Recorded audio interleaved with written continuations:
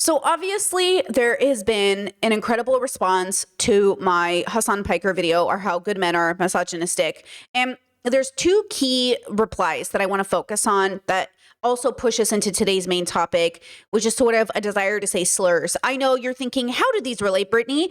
It's actually a conversation I want to have about in-group, and also PDA being triggered, a sense of agency and a desire to have agency, a rebellious nature of what liberals felt they were expressing, and how leftists are ruining it, and purity culture. And I know that sounds silly, but there is a deviation happening between liberals and leftists in which, they're all seeking an intense freedom, but it does feel like one group, the liberals, are mistaking a desire for freedom with a sort of like lack of consequence, right?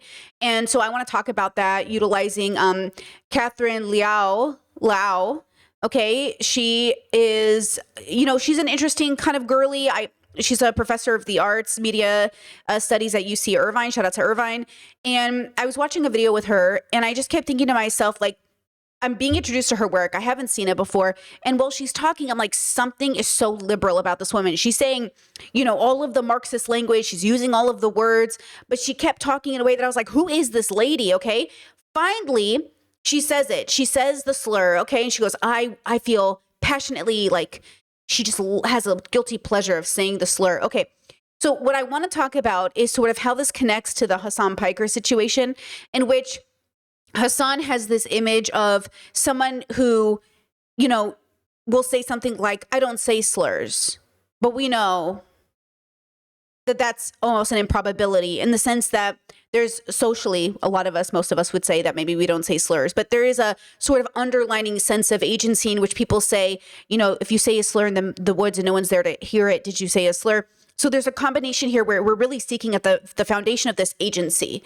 How do I seek agency in a world that's constantly telling me what to do? And how do I also advocate for beliefs I have without appearing to be fake? Because one of the accusations that Hasan often gets is that he's sort of fake, right? He says things, but it doesn't make sense because the human condition is contrary to the way that he, exists, right? And yet, I would say this deviation between liberals and leftists is sort of like philosophical. It is a lacking of embodied values and a mixture of misunderstanding and a seeking of agency. So this person here says, hey, Hasan is not transphobic, not homophobic, not a misogynist, not a white supremacist. These are all made up stuff about him to paint him in a bad light. Okay. Hasan have the largest female to male audience and the largest trans and queer audience. Okay, I don't even know what that means, right? He fights for the rights of all groups all the time. He does not allow any misogynistic takes in his community, except he uses misogyny, right? So now this person is in my chat saying like, hey, I've been a Hasan fan for 6 years. I'm a big fan of his, okay, community for 6 years. And he's changed my views on a lot of things like transphobia and misogyny that I never knew I held before. Interesting that you're letting Hasan change your view on misogyny and transphobia, but you won't listen to a gender fluid, femme-presenting queer person. That's the point. He gets the benefit of the doubt, but the people in those communities that are still calling people out don't get the benefit of the doubt. You're giving him the benefit of the doubt because you feel like he introduced you. Now, God forbid, what if I introduced you? Maybe I have something to share, right? Then they went on to accuse me of, they used misogyny or sexism to accuse me. I hope that when Hasan didn't watch or care to watch your video that time, it wouldn't change your mind on him, but I'm afraid it did. So now they're accusing me of being an emotional woman who's upset Hasan didn't watch my video. And that's why I don't like him. Which just proves my point, is that you say you're not misogynist, you're saying you're not engaging in these beliefs, but then you're saying the only reason Brittany would be critical is because. Now, of course, you guys know I'm a huge fan. So I shared a video from Leah the other day, America's Hasan Piker problem, and I shared it in my Discord. And in this video, she even mentions all of the same criticisms of Hasan that I have, she shares. The difference is that she also mentioned that he has watched her videos on stream before. And so she got the benefit of the doubt because I think she's a bigger creator. So when this person accuses me of being upset that Hasan didn't watch my video on stream, I am not upset emotionally, personally. I took note of it when I said, oh, he assumed I was that kind of girl. He looked at me, even though his viewers were like, Hasan, please watch this video.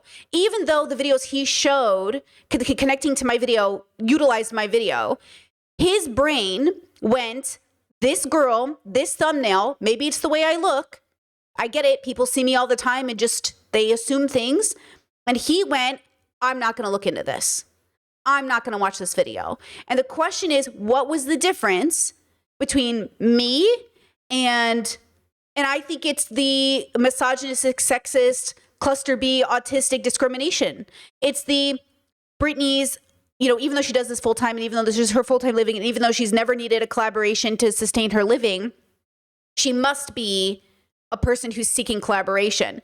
But that comes, I think, from an inherent judgment about sexism. Because what about me and my thumbnail made you think I can't watch this girl and I can't trust this girl and I don't think I can? So when this person says the only reason you hate Hasan, which I don't even hate, is because he wouldn't watch your video, that's all sexism. That's all patriarchal thinking. That's all an inherent belief that there's nothing credible coming from me because I'm not rich or famous or popular on my own, except to say, and you should have said instead, I wonder why Brittany's content isn't more popular when she's saying better things, good things, her videos are good, her thumbnails are good, her content's good, but what is the thing that I don't do that everyone else does? I don't follow the cookie cutter script that everybody seems to follow in this space in order to get famous, including fighting with people on the internet, right? So the misogyny, the sexism is that because I don't engage in unethical behavior in order to go viral, because I don't collab with Nick Fuentes, which Hasan has done, or I don't get into fights with people, which Hasan has done, or I don't engage in any of these behaviors, I must be, instead of seeing, the strength of Brittany's morals, her embodied beliefs are, she won't do these things because she sees they're bad for the community, right? Now, I get it. I'm pretty critical of a lot of people. Maybe if I was more positive and maybe if I said nice things about everybody, everything would go better. But when I say nice things about everybody, then that invites really bad people to come into my space and feel empowered, right? So then let me show you this, right? Okay, let me show you this secondary comment before I show you this clip from Hasan that I think is important, right? Okay. Also, chat says Hasan is a perfect example of how some white guy will say stuff like, hey, we should all not be transphobic, hee hee ha ha, and then casually engage in microaggressions and people are like, wow, profound, literally, right? Which is typical, which is what minorities have been saying. Look, I'm not exempt from this. I, too, myself, have also engaged in very liberal thought, liberal embrace of, showing up in a particular way. Like, I'm not saying Hasan isn't or can't be a good person or what. I'm just saying that just like my audience would call me out, I'm going to call other people out based off my embodied values, right? I mean, it helps me when people I respect say something about me. Now, Hasan doesn't have to respect me, but I'm saying I respect the input that I've gotten in the past, especially from my viewers, abristis. And I take them into consideration as I move through the world and through my job, right? Okay, now this comment said, sorry, I just don't view people who center identity politics as especially leftist. Criticizing Hasan for not being exactly where you think he should be on gender identity, sexuality, etc. is exactly what liberal Democrats do, even if it is in bad faith. There is a space for solidarity with people of all backgrounds, but the thing that unites us is not identity. It's class consciousness. Attacking Hasan or any leftists on the basis of identity politics is exactly what defenders of Israel do. I'm just over it. If you are LGBT, great, but you are not the center of the universe. People out here are unable to afford housing and healthcare for their kids, but that is something people of all backgrounds are affected by. Hyper-focusing on identity is divisive and unproductive. You are not going to win over any normie leftists by putting your gender identity ahead of food in their kids' mouths. Now, I want to point something out to you because I think this is really hard to understand in a multifaceted way. So hold on, let me bring this up for you because I think it's important. This is one of the major pushbacks I've had to a lot of people that are so focused on class, is that you're not understanding the intersectionality of it all, which is ironic because they also accuse me of doing the same thing, right? But the dilemma here is there's something really important about the fact that you're not getting it, that Hasan doesn't get it either, that you will never convince people that feeding your children matters if they don't like your kids. If they think your kids are gay, they want to see them starve. If they think your kids are trans, they want to see them suffer. And the same way Mother Teresa, in the same way Mother Teresa was more than happy to see gay people suffer because they didn't give their life to Christ. You have to understand that a lot of the people around the world bully children. The most marginalized group in the whole world is children. The most bullied, the most discriminated group in the whole world is literally children globally. Adults do not care about children's safeties. So when you sit here and say, oh, the fact that you're LGBT doesn't matter, the fact is like kids aren't being fed. Yes, lots of LGBT kids aren't being fed because their parents are starving them, because people don't want to feed them, because people think they're disgusting or gross. So you're doing this thing where it's like, oh, well, if people believed in class consciousness, if we could bring people together, if we could really show them, you're missing the whole intersectionality part of it, which is, it is what it is. People do it all the time. Okay, so let me show you this really fast. No one should be putting gender identity ahead of putting food in their kids' mouths, right? That sounds like a really cool idea. Except if you hang out with conservatives, right? You deal with people who are, like I said, once their rent is hard to pay, they're all of a sudden bigoted, right? That's why I say it's not embodied. You're not actually anti-racist if when your rent gets hard to pay, you become racist, right? Christians, as an example, American Christians, are more than happy to pay for your health insurance bills as long as you're Christian. Dave Ramsey does some sponsorship with Christian Healthcare Ministries, a faith-based alternative to health insurance, right? He does this ad all of the time. And my parents engaged in this ad. My parents go, Brittany, you're a 1099 worker. You should do this health insurance. I said, first of all, it's socialized medicine for Christians, and you have to pledge that you're Christian to do it. And I said, isn't that funny how y'all love socialized medicine when it's all Christian people? And my dad goes, it's because we know we can trust each other.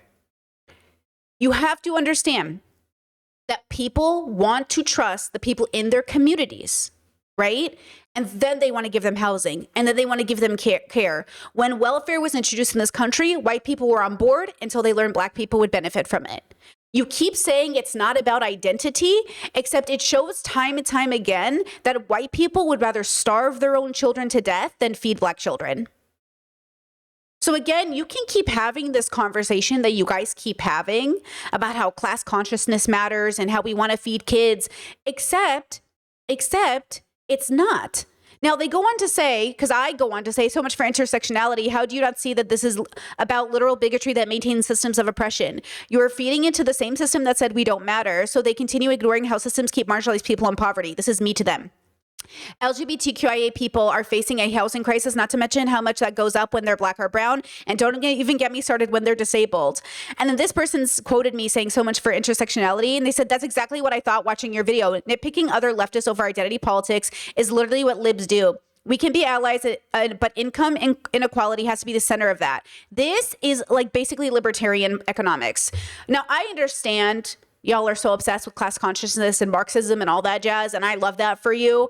But I also would caution you heavily from, again, ignoring the intersectionality of color and gender and how it plays a huge role, and how white people love to throw marginalized people under the bus in the name of class consciousness, because that's what you're doing, right? Now, they go on to say, using rhetoric like all men are misogynists is not intersection at all. Even if you can rationalize it, it's not going to work that way, period. And I said, all men are misogynists is it's a comment on patriarchy, like saying all white people are racist. It's a statement of white supremacy. I'm genuinely asking you if you agree with those statements, I said to them. They said, because from where I'm from, only liberals and conservatives find that offensive because they don't understand how they are impacted by systems. We're all impacted by systems, and systems are reinforced through our bigotry, right? Because I'm holding society accountable. I'm saying we are accountable for the bigotry that systems of oppression utilize, because again, when the system was saying, I will feed your kids, white people said, oh, but just ours, right?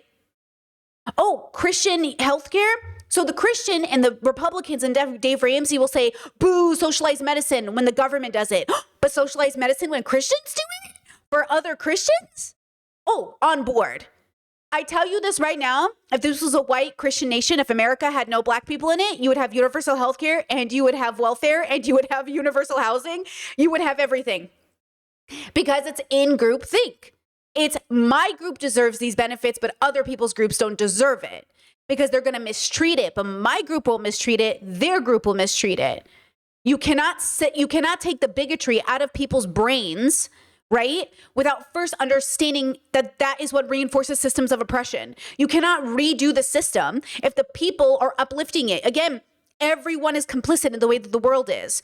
So obviously, you guys know my work. You know I don't even believe in gender in that typical way. You know that I always say men is a system. You know all of these things. So here's this person, we're arguing. And I said, hey, like, that's like saying toxic masculinity alienates men from being feminists. Wishing you well, but I'm done with this convo. They said saying all men are pejorative term like misogynist is different than saying there's such a thing as toxic masculinity.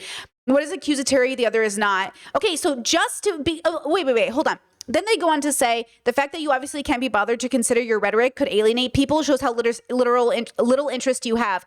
So here they are in my chat defending Hasan Piker, and saying, you can't nitpick Hasan, but they're going to nitpick me. So Hasan isn't alienating people with his divisive language. He isn't at fault for the way he's calling Jews inbred or saying we deserve 9/11 or making rape jokes. Right? But I, Brittany, by saying all men suffer from misogyny and patriarchal frameworks and structures, is engaging in alienating men and working class people?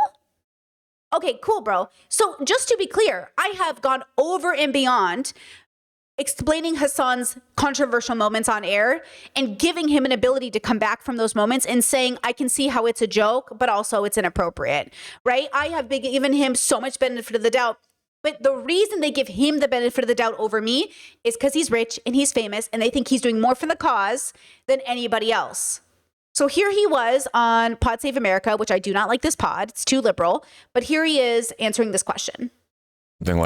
I saw that you've done something like 20,000 hours of live streaming that is all off the cuff political takes and responding to viewers in real time, which I imagine must be like constantly fighting with people in your mentions real time. Yes. No, exactly. I am not surprised that you've said some stupid and offensive things. Mm-hmm. I'm even less surprised that you've said stuff that sounds even worse when it's clipped out of context. Yeah. Here's what I'm wondering. As you've grown your audience and influence, and as you've gotten more directly involved in electoral politics, do you feel a responsibility to choose your words more carefully, or at least in ways that are less likely to be misconstrued?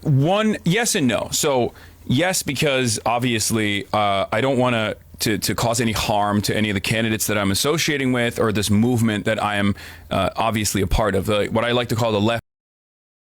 So he doesn't want to cause harm to the politicians or the movements. But notice that he didn't say people. Notice how he's not embodying a belief of caring about the humans in his community. I care about the people in my community.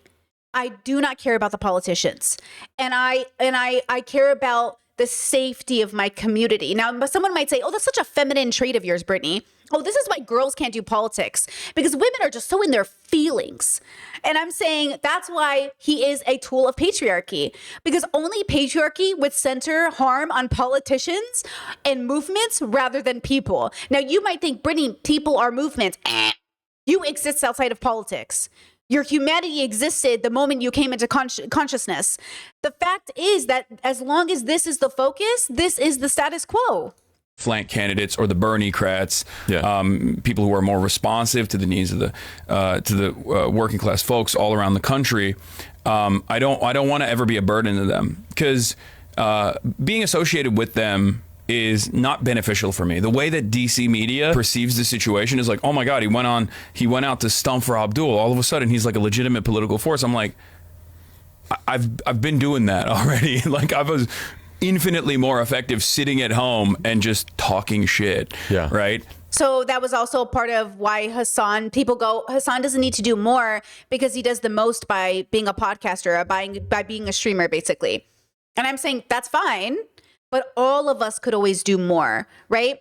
So go back to this comment that said Hasan can't be transphobic or any of these things. I said, you're missing the point. Even trans people work to deconstruct their own internalized transphobia. And I said, insert any group here and apply the same logic. You aren't understanding that it never ends. We all suffer from the world we are raised in. You never stop unlearning. You're basically saying that Hasan is the exception, that he doesn't have to keep unlearning because he's popular, a man, he's already done the work. I said, I'm saying all people, no matter who they are, have to continue unlearning. And we all engage in problematic behavior. We all do racisms and transphobias and ableisms, and we have to keep working. It never ends. The implication that Hasan can't be wrong or transphobic or racist is to say that He is the exception of all human beings on the planet, because nobody is the exception. No one gets to exist as a person impacted by culture, impacted by society, and not, you have to deconstruct and unlearn. So when you say Hasan can't be, you're missing the point. This reminds me of Drew Afualo's book, Loud, where she talked about her sister didn't come out as a lesbian, and she was really upset with her sister. She was really young, but she was upset with her sister. And she's like, I can't believe you didn't tell me you were a lesbian. And she made it all about herself. And she had to unlearn the entitlement she had to her sister's private information, and also realize that she was also a former pick-me, and realize she suffered from internalized misogyny. And she is, you know what I mean? Like, if you knew Drew Afualo's work, like, we're always working on it. So you take this lady who's existing in a body that is so criticized by the world, and then you take Hasan, whose body is embraced by the standard, the status quo, and then you look at this body, Hasan's body, and say, oh, he doesn't have to unlearn this thing, but this brown lady does, this black lady does, this Samoan lady does, this queer woman does. All of us, all the minorities have to unlearn it, but not Hasan Piker. Because, he changed something in me. And I'm saying we all have to unlearn it always. We all have to unlearn it always. Ooh, oh my God, I almost dropped my coffee. So, okay. So then there's this, right? Let me go back to this, right? And listen to the way that he is answering these questions. Than I am sitting in front of a live audience with like 600 people. On the other hand, one thing that I'm thinking about is, well, this medium lends itself so perfectly to being clipped out of context. Yeah. And I think we are now in a media environment where that doesn't matter as much. I mean, Donald Trump's the president, right? Like, he is the president. It's not just his words that are messed up, that galvanize some of the most reactionary forces in this country and normalize some of the most heinous, most toxic, repulsive types of politics. I mean, he campaigned on saying Haitians are eating cats and dogs. Like, that's unbelievable. That's white supremacy through and through. And he won. So on the one hand, I think that we are now existing in a very different media environment than the one that like MS Now, New York Times, and CNN want to exist in. I think that kind of stuff is over. I saw that you. So it sounds like he's saying, basically, if they're going to go low, I'm going to go low. And I'm saying no. Now, let me take you on a journey, because I think this is interesting. Okay. Here's how I want to say it. So first, let me show you this video. Okay, this is by Femi Sari. Here we go. This is LBC's debate between me and James Hansen after the Labour's leaders in Scotland. Okay, here we go. Does white privilege exist? Does white privilege exist? Does white privilege exist? Nobody has ever tried to imply that all white people have better lives than all black and brown people. That's what we call a false argument or a straw man. Nobody's been arguing that. No, but just like I'm not arguing that Hasan is a deep, heavily embodied misogynist. I'm saying, though, he benefits from white supremacy. He benefits from patriarchy. He benefits from being cis. He benefits from being straight. He also benefits from being a rich man. He benefits from being a popular man. And so because of these things, you will allow him, right? You'll give him excuses that you won't even extend to me, even though we're doing the same job. But because I'm not popular and because I'm not famous, right? Now Brittany is being, she's tearing the left and the leftists apart. Now Brittany's language is alienating a bunch of people, but Hasan's isn't. Because Hasan has such a big following, right? Does a white working class kid in Glasgow, for example, to take that example that Anna Sawa was talking about, do they have privilege? And so now he's trying to explain even this concept just the same way I was trying to explain to the concept is like, how and when do we talk to people a certain way? Look, we can all do our best to communicate to each other where we are. But the thing is like, I'm on my channel expressing my views. And it's interesting the way we as adults in the room decide to express ourselves. Okay. And I'm going to show you in just a second how Catherine here has decided to express herself by talking about how much she loves saying a slur, which, you know, there's something really important about the way that she says it that I think alienates the people that I would want to embrace and sort of embraces the people that I want to alienate, ironically enough, right? Like her use of the terminology of embracing a slur, it invites the Joe Rogans into her sphere when she doesn't even like the Joe Rogans. So it's like, where is this line? This line is about community and being seen and being wanted, right? We want to embrace that. We want to include, we want to be tolerant, but we forget that not everyone is safe because we all come from different backgrounds of deconstruction. And we don't know what you mean when you say. So in this space where you're just asking, do you think white people have white privilege? You're doing this thing where now I have to do all the guessing of where you're coming from and why you're asking me this question. And do you even understand what that means? And what's the context of this? And look who has to do it, a black man, right? Look who has to do it, a queer person. Like, look who has to do it, because you're not doing it. You're not reading. You're not engaging. You're not understanding the speak. So when you go into a bubble or you see a bubble, you're not understanding where they're coming from, okay? I watched like 3 hours of Catherine before I was like, what bubble is she in so I can understand her? How many people are doing their due diligence, right? How many people are actually watching hours and hours of a person, right? Mind you, I don't watch Hasan as a fan, but I've watched hours and hours and hours of Hasan, okay? And if watching, hours of Hasan and keeping up with what he's into now and making sure that I'm up to date isn't enough to understand him, then what do you need to know about me before you criticize me? Because I know all these Hasan fans who are coming in to hate me don't know me. They don't know my work. So again, they don't even understand the difference between embodied values and political movements. I am not worried about politicians looking bad. I am not playing a political game. I am worried about the people that will bear the consequence of that politician not doing his due diligence or her due diligence to embody a belief system that will protect them at the end of an election. Imagine you've got two working class people and their brother and sister. They grow up in a very working class area in pretty hard poverty their entire lives. They both grow up to be the age of, say, 20, and they're both on a similar financial sort of level. But the man, he has the ability to walk down a dark alley feeling significantly more confident in his safety than the woman. His chances of being sexually assaulted during his life is significantly lower. The chances of his ability to get promoted at work is significantly higher because no boss is going to think, oh, but he might get pregnant and have to take maternity leave. So he's going to have some advantages over that person. Would you agree that he has a male privilege over his sister? Yeah, yes no? Undeniably, okay. There is such a thing as a kind of male privilege. Okay, so my next question is, would you call that person who is in poverty privileged? No, I wouldn't, because I think the language of privilege, I think So you are able to understand, as you've just agreed, that there is such a thing as having privilege, such as male privilege, versus being privileged, which means you've got a pretty life, a pretty comfortable place in society. I think so you understand that, but when it comes to race, you're having an issue with it. Because if we take the situation of the working class community, given that in the UK, Oxford University... And by the way, this is what you guys sound like when you talk about class consciousness and poverty and the bourgeoisie. This is why I'm saying, are you saying this or are you saying this? Because this is what people in my chat sound like when they're like, it's not about your identity, it's about economics. What is it going to matter if white people won't share their wealth with other people because they don't fit the status quo? Like, that's why I'm asking. That's why I'm trying to figure out, like, are you guys actually so obsessed with classism that you have forgotten the intersectionality of identity and how that plays into who gets to share in the wealth?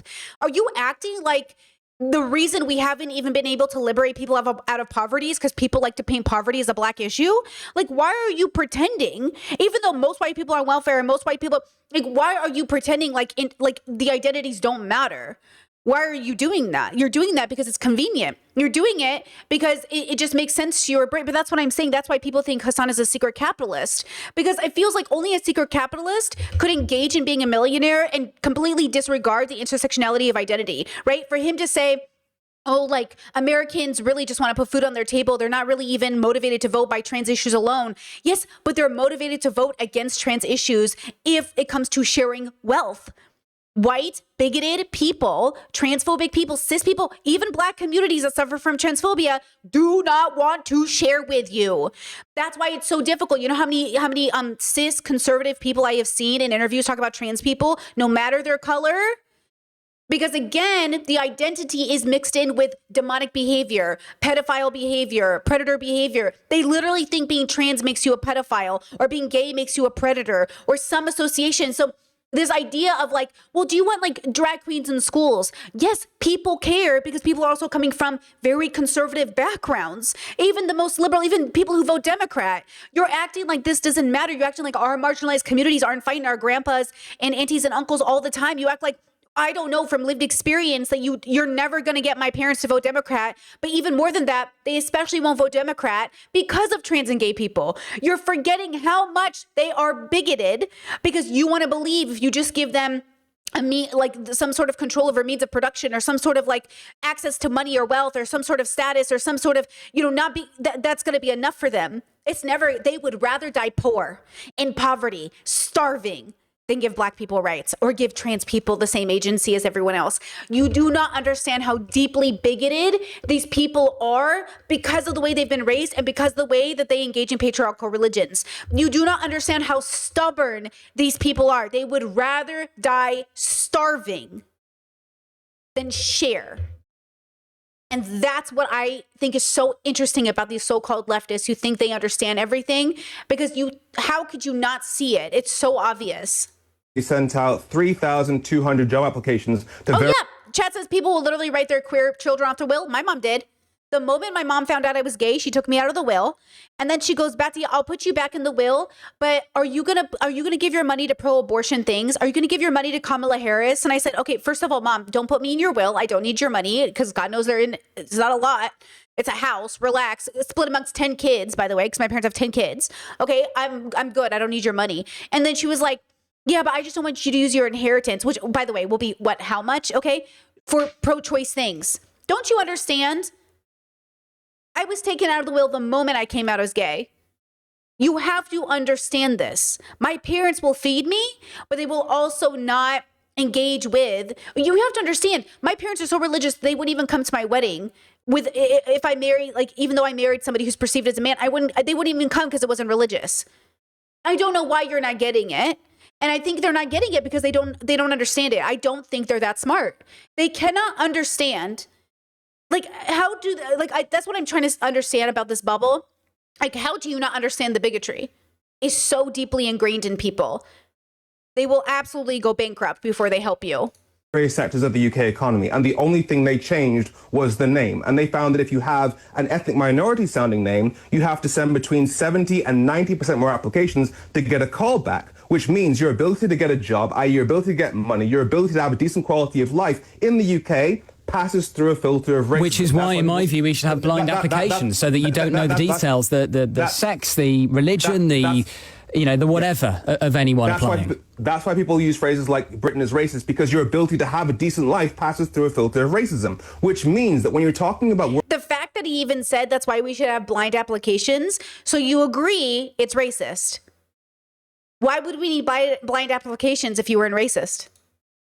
If we weren't sexist?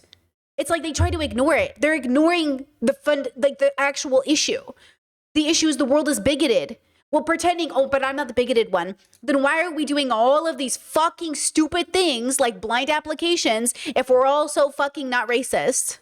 Working class communities, people who are white are going to find it that little bit easier to escape poverty compared to their working class black and brown neighbors. That is by definition But there are lots of other metrics. I mentioned how white working class boys now are the section of society who are doing worst in school. Nobody is seeing that person's race when they're passing the GCSEs, but somebody is seeing that person's race when they're looking at somebody's CV. Does it matter then if white working class kids are performing so badly in school?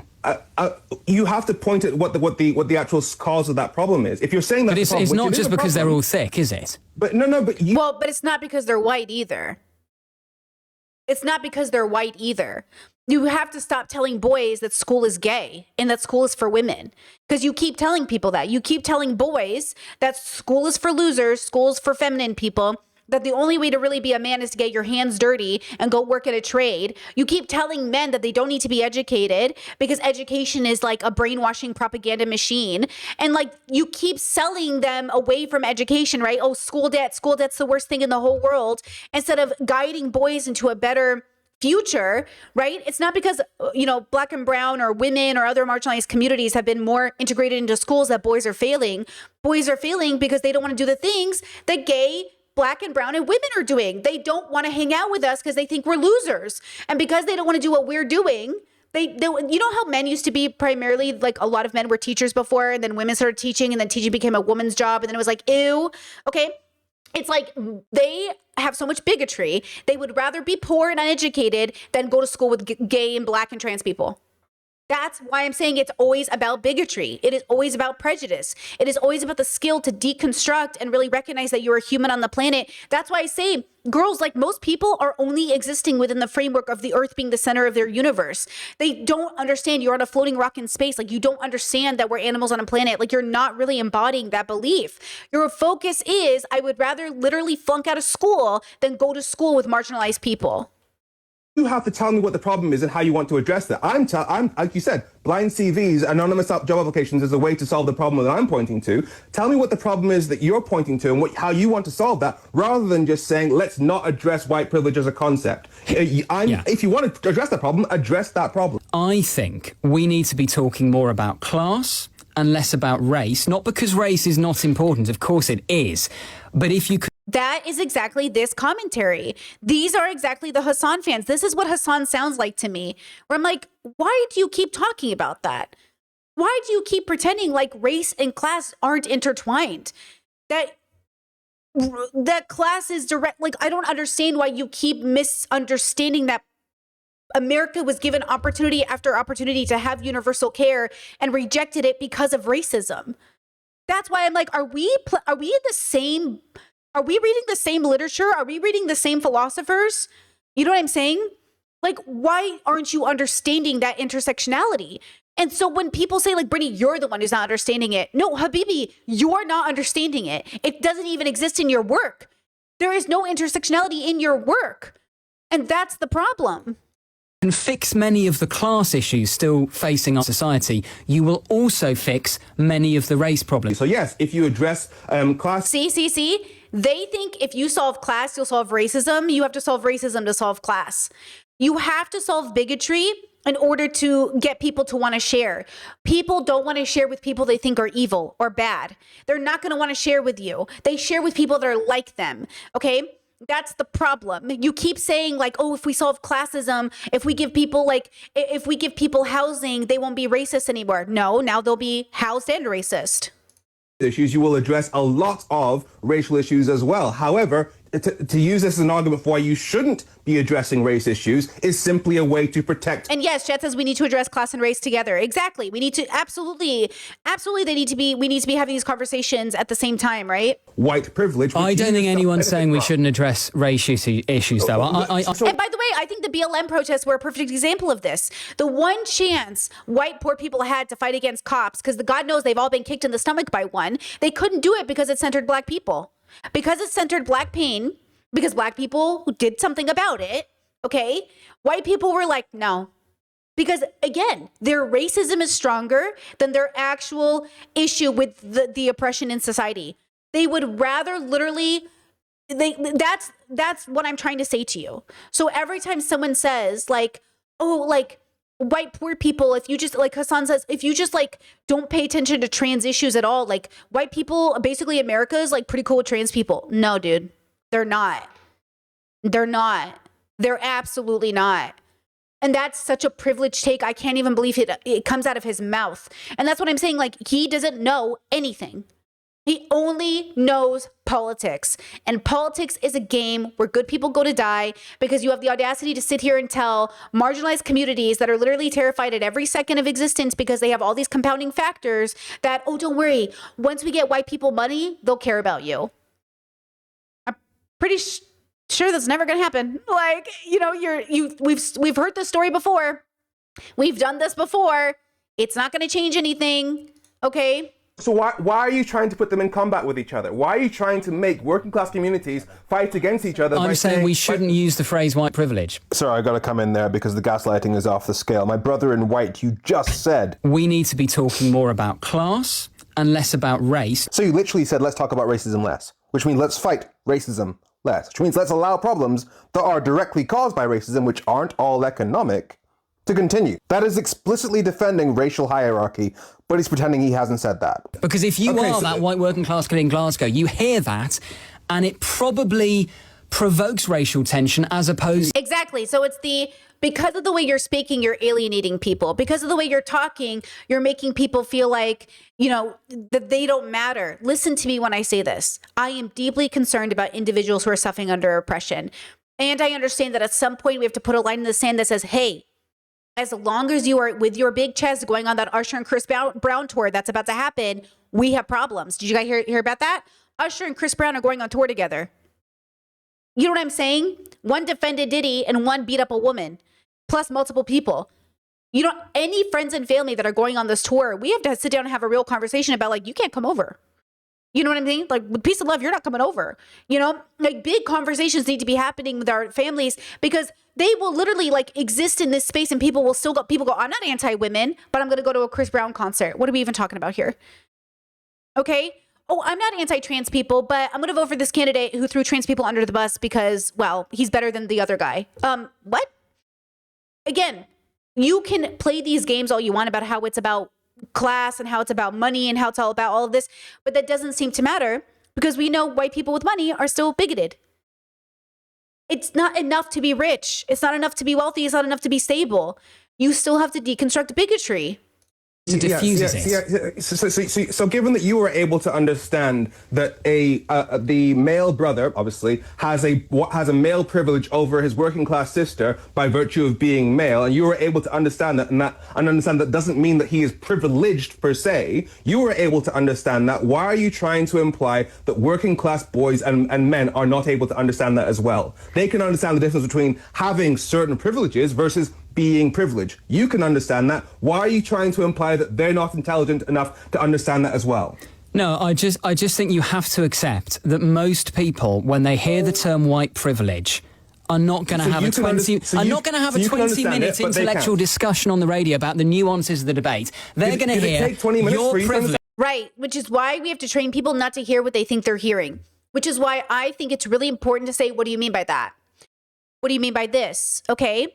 Like, that's the problem with these conversations, is like, when you introduce yourself in a particular way, all of us have bias and prejudice. And that's why we have to listen and go, oh, what do you mean by that? Just so I can put you in the proper category. What do you mean by that? Because you can have two people using the same language, but mean totally different things. And it takes an adult, a thinker, somebody who's rational, to be able to dissect and deconstruct what's happening to come to a rational conclusion. You are not doing that. And then you're saying, well, Brittany, even though you're putting in all this effort to do that, you can't expect other people to do it. So I'm going to use you to blindly, speak good of this guy, right? Without criticizing him, even though he's not doing that. And once again, it falls on the shoulders of minority people to do all of this work where we try to figure you out and give you the benefit of the doubt and dissect you and your words, and you're not doing anything back. And I'm saying, no, like, at some point, I'm willing to meet you where you are. And also, can you please do the same? Can you also watch the work and understand it and gauge where it's at, and then go, okay, here we go. Okay, here's the criticism I'm giving, or here's the difference of opinion, or here's the example of why I'm using you as what not to do, or instead it's, oh, you must be jealous, or you must be a woman, or you must be that. Instead, you have to engage in literal sexism in order to discount my argumentation, because it doesn't fit into your narrative that the guy who's popular isn't a red flag to you. And I'm saying it should be always a red flag that you're popular. If I ever get popular, I will wonder what I did wrong. Why am I certainly so likable? I should not be this likable. And I say this as somebody who likes to think she's likable, but I don't want to be that likable, because that means I'm not pushing hard I'm not challenging myself. And again, you can decide to become popular. You can make that decision. You can be, use the strategy that you've used. You can engage in battling boys on the internet, which he has done. You can do all these things. And that's where the criticism comes from. Okay. So it is really difficult, I think, when engaging in this space, not to understand the layers or the intersection of that. The idea that instead of, again, being rewarded for not engaging in this behavior, I'm discounted because now you're not pushing back. What benefit does Hasan have getting into a fight with Asmongold? Except clout chasing, genuinely. What does this benefit any marginalized community or any person? And you say, oh, it's to get Hasan's or Asmongold's attention, right? So Hasan gets these poor white guys' attention. If these poor white men were stupid enough to make Asmongold their political leader, Do you know what I'm saying? Like, you literally think so highly of yourself. To be fair, I even thought highly of myself at one point, that if I introduced myself into this debate bro bubble, maybe I could get them to see my perspective. And then I realized, like, oh, they don't care. The wisdom is they don't want to change until they do. But Hasan isn't going to change minds. The people are going to be ready to change their mind. Like this guy here, he's not going to change his mind, which is why this is so frustrating, right? He is going to have to decide outside of this, am I willing to have a different relationship when I hear the word white privilege? Is he going to actually pause and say, why does that trigger me? Why does that bother me? Hold on, let me think about it, right? Because language means something. We're communicating, right? We're communicating words. This is why when we talk about reclaim slurs or the use of language, listen, on my very popular video over on my commentary channel, When You're Gay But Not Queer, that video did very well. The views were crazy and people's response was crazy. But I got a lot of gay people saying, like, don't ever call me queer. If a person ever called me queer, that's a slur. I hear you. It's like, I get it. But also, that's, if you understand queer politics and queer beliefs, like, you know what I'm saying? How am I supposed to meet that person except to say that, like, I hear you. Have you ever thought about it from a different perspective? Right? In the same way, there's conversations in other marginalized communities about owning words and not owning words. Like, everyone has to understand you're coming, I'm coming, we're all coming from our limited lived experience. And it's going to force us, we have to force ourselves to say, why does this bother me? Why am I seeking agency through a rejection of, or seeking agency through an embracing of, right? Some people seek community by rejecting slurs, and some people seek community by embracing slurs. And the question is like, where is the why in all of that? Why are you doing that? And is this the right path forward, right? And they'll think so white boys here are seeking community by being the rejects who didn't make it in school. Oh, we're all together in this, we're all suffering white men. Their seeking of community is embracing the fact that they're failing. That's their embrace of each other. And instead of lifting each other up and encouraging each other to go to college or to get an education or to build community or be nicer to women, they're embracing this sort of incel bitterness that they've always utilized and justified because they're so, quote, hardworking, right? That they won't link arms with minority people, right? It's in the same way that some of my brothers will refuse to engage in certain levels of interacting with like a higher level of thinking or education or progressive beliefs because they don't want to be seen as like sensitive or feminized or like there's something insidiously evil about being a woman, right? That's why the whole like you're gay thing is always comes down to patriarchy and misogyny. And I know this sounds silly, like I'm just throwing around buzzwords, but it really is fascinating how we end up in these places and we don't even realize that. It's like, when we're socializing, all of these things are so obvious in who we are. I remember my little brother said to me one time, he was getting triggered and he goes, you've never had one hard thing happen to you in your life. You've never struggled your whole life. This idea is really funny to me, right? Because obviously I have, period. But it's an interesting idea to sit there and say, what makes you say this thing? Like, what makes you hold this belief? Because I do think he believes it a little bit. I think there's some part of his brain, a conservative brain, that says, you haven't suffered. Because they see the privilege of growing up middle class and the privilege of having our family and mom and dad's business and all that other stuff. And so they don't count the things that happen to you as that bad of a suffering, right? But the problem is that then when you turn it around on them and say, hey, why are you complaining about being a virgin or not having a wife or not having the job you want or not having this, right? It's like, oh, because feminism has destroyed the nuclear family. LGBT people has destroyed the nuclear family. And they're like, so I have suffered. And I'm like, interesting. Because like, I know I've suffered because of this. Do you know why you're suffering? And this isn't a one-to-one conversation, right? I'm not verbatim conveying to you a literal conversation. I'm combining hundreds of conversations I've had over the years with all of my siblings and all of my family members to make a fucking point, okay? So don't think too literally about it. The point is until we're willing to deconstruct and really come to the consensus of why are we doing this, we won't know. Now, if you go back to this comment here, this person says, stop saying Hasan has to go to therapy to be a good person. It should never be forced on anyone, and it's not going to make him, it doesn't make him a bad person. This is so funny to me, right? When did I ever say Hasan has to go to therapy to be a good person? Never. I'm saying if you want to heal, if you want to acknowledge you're a flawed person, if you want to deal with your struggle, it would be nice to go to a medical professional who can help you with all of your struggles. Because until you do, you were saying it on stream, I can hear it in the way you talk. Your fat followers are following you and listening to the way you're fat phobic about yourself. How does Hasan think that's going to play out with fat people in his audience who already feel so bad about themselves living under fat phobia, to hear Hasan say he's too fat to model, to hear Hasan say he thinks he's ugly? The dissonance is there, like the realization of like, so you do think fat phobia, you think being fat's wrong. You think you're less than because you're fat. So you still, how can a person be truly progressive if they're still engaging in like such deep levels of fat phobia on a regular basis, right? And I'm saying you cannot even begin to heal communities until we deconstruct ourselves and heal parts of ourselves, right? And I think what happens is with people like Hasan and people in his audience, they say, he is going to suffer. He's not going to get better, but it's for the benefit of everybody else.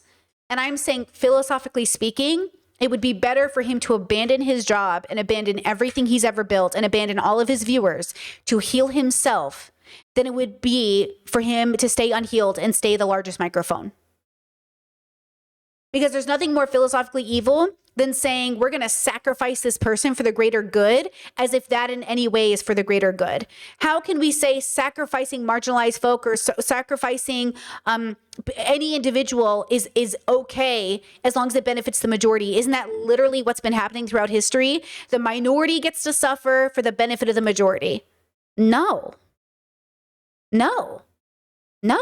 You can't do it to Hasan singular. You can't do it to marginalized folks group-wise. You can't do that. Can't be the line of thinking. All of us or none of us. All of us or none of us. Hang on a minute. I'm not privileged. Did it take 20 minutes for you to understand it? Did he just say I'm not privileged? This is the debate. They're going to hear take 20 minutes you're for you to understand privileged, it? and they'll think, hang on a minute, I'm not privileged. Okay, they're going to think they're not privileged. Okay. Did it take 20 minutes for you to understand it? So why can't I they? think I think it's a fair point, is it not, Femi, that language matters. Language really matters. And if you're going to take people who are objectively some of the least privileged people in our society and tell them, actually, in many ways, you are quite privileged, of course they're going to push back against that.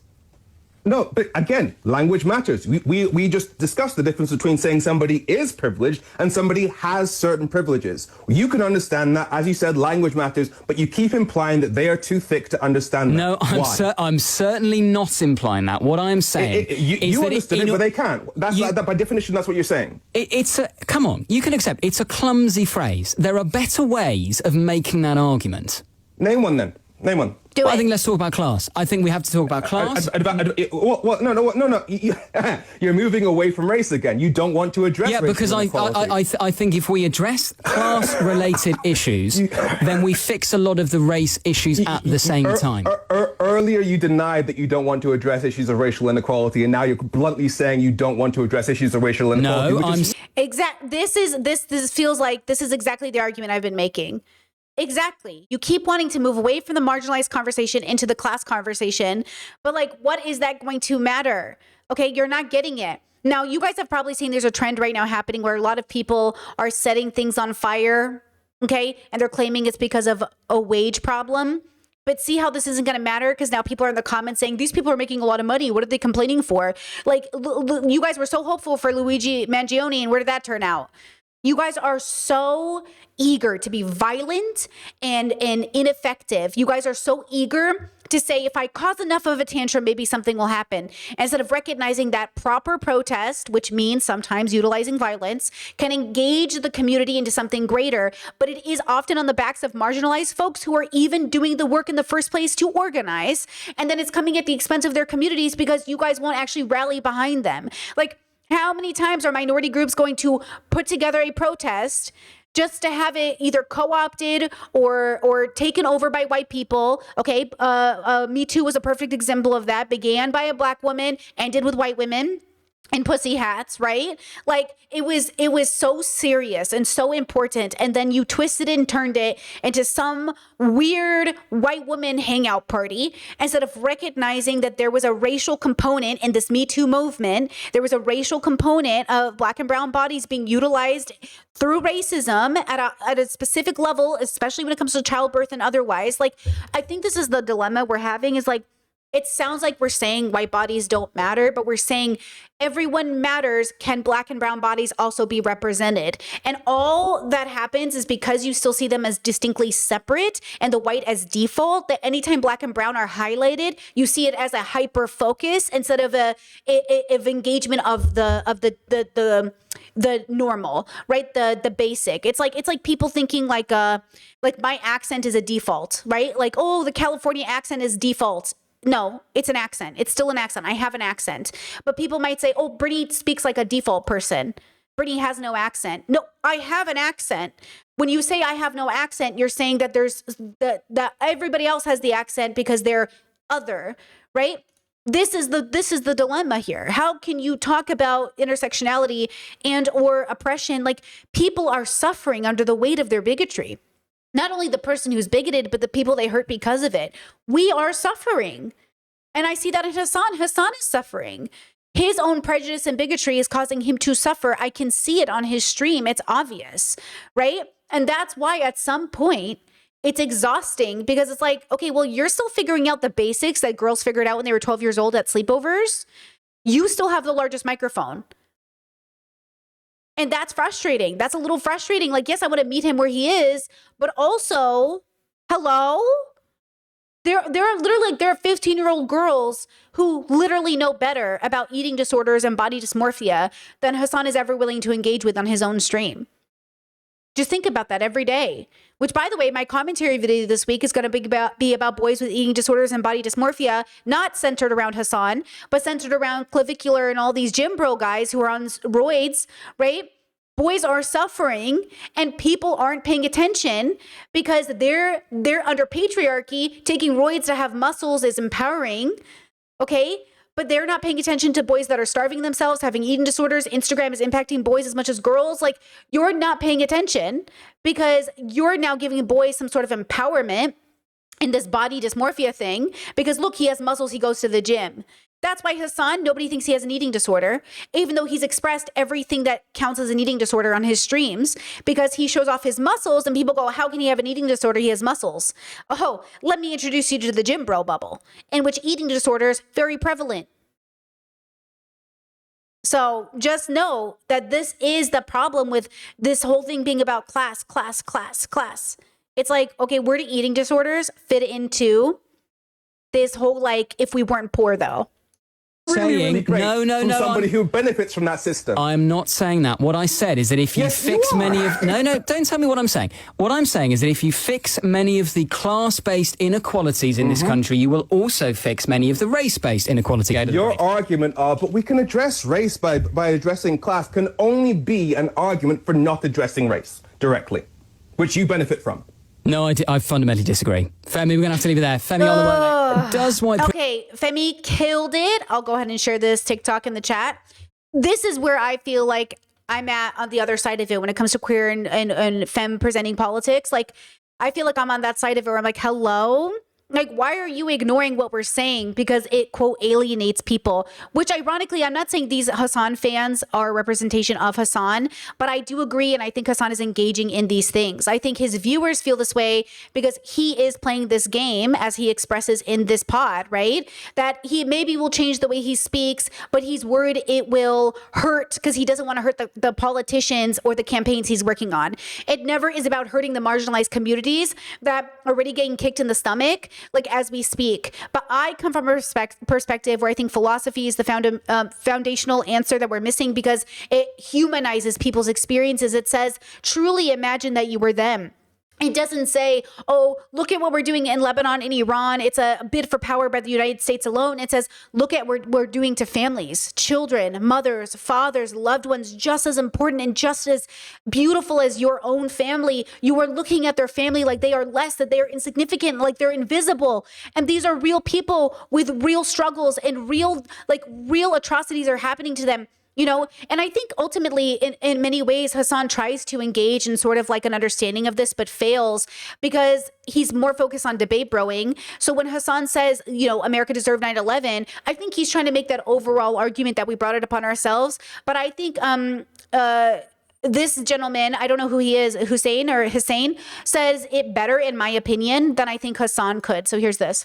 reality is that Arab lives and Muslim lives simply do not matter, because imagine if what was happening in Beirut was happening in any other major city around the world. Because genuinely, what is the difference between Beirut, which is the capital of Lebanon, to LA, New York, Toronto, London? There is absolutely no difference. And if you think there is a difference, then I'm sorry, but you've been subject to subconscious bias, or you've been a victim of propaganda, just like our world leaders, because how else are they able to get away with this? An innocent life in Lebanon or Gaza or Sudan or Yemen or Iraq holds the exact same value as an innocent life in London, in Tokyo, in Toronto, in New York, anywhere around the world. We still feel the outrage and the hurt of an attack that happened in 2001 on 2 towers in New York. You know that yesterday alone in Beirut, residential buildings were reduced to rubble. Do you know that entire villages are flattened? All that history gone. Just imagine your life. How much memory, how many details do you have in your life? People you know, memories, stories, relationships, dreams, aspirations. That's just one singular life, whether it be me or you. Now just imagine how many memories, details, relationships, stories we lost over the past few days alone. Civilians,